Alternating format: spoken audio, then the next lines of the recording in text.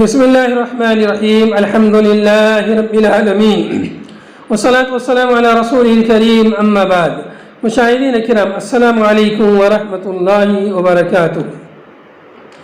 آج میں آپ کی خدمت میں کتاب نعمت المنان مجموع فتاوی فضیلۃ الدکتور فضل الرحمن المدنی رحمہ اللہ سے ایک اہم مسئلہ نماز عید الفطر کی رات میں تکبیرات کا کیا حکم ہے. آپ رحمہ اللہ سے سوال کیا گیا کہ عید الفطر کے موقع پر چاند نکلنے کے بعد سے تکبیرات کہنا چاہیے یا کب سے؟ بعض لوگ کہتے ہیں کہ عید الفطر کے موقع پر تکبیرات ثابت نہیں ہیں. اس کے جواب میں آپ نے فرمایا، عید الفطر کے موقع پر رمضان کی آخری تاریخ کو سورج کے غروب ہونے کے بعد سے نماز عید تک تکبیرات ہیں. اللہ تعالیٰ کا ارشاد ہے وَلِتُكْمِلُوا الْعِدَّةَ وَلِتُكَبِّرُوا اللَّهَ عَلَى مَا هَدَاكُمْ وَلَعَلَّكُمْ تَشْكُرُونَ، اور تاکہ تم روزے کی گنتی پوری کر لو اور روزے پورے کر لینے کی توفیق و ہدایت پر تکبیر کو اور اللہ کا شکر ادا کرو.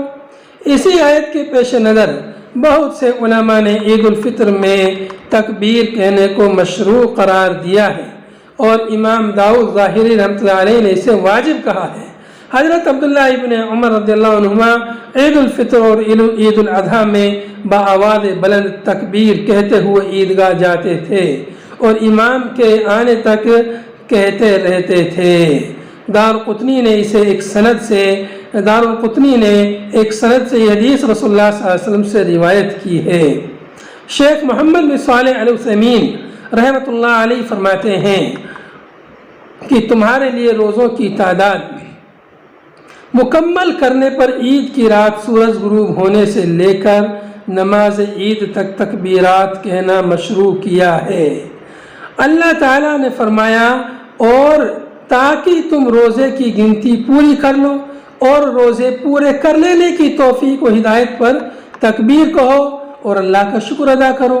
اور اس کا طریقہ یہ ہے کہ کہیں اللہ اکبر اللہ اکبر لا الہ الا اللہ واللہ اکبر اللہ اکبر وللہ الحمد. بہرحال عید الفطر کے موقع پر عید کی رات میں سورج غروب ہونے کے بعد سے نماز عید تک تکبیرات کہنا جائز اور مشروع ہے. اور بعض لوگوں کا یہ کہنا ہے کہ عید الفطر کے موقع پر تکبیرات کہنا ثابت نہیں، یہ غلط ہے. وآخر دعوانا ان الحمد للہ رب العالمین.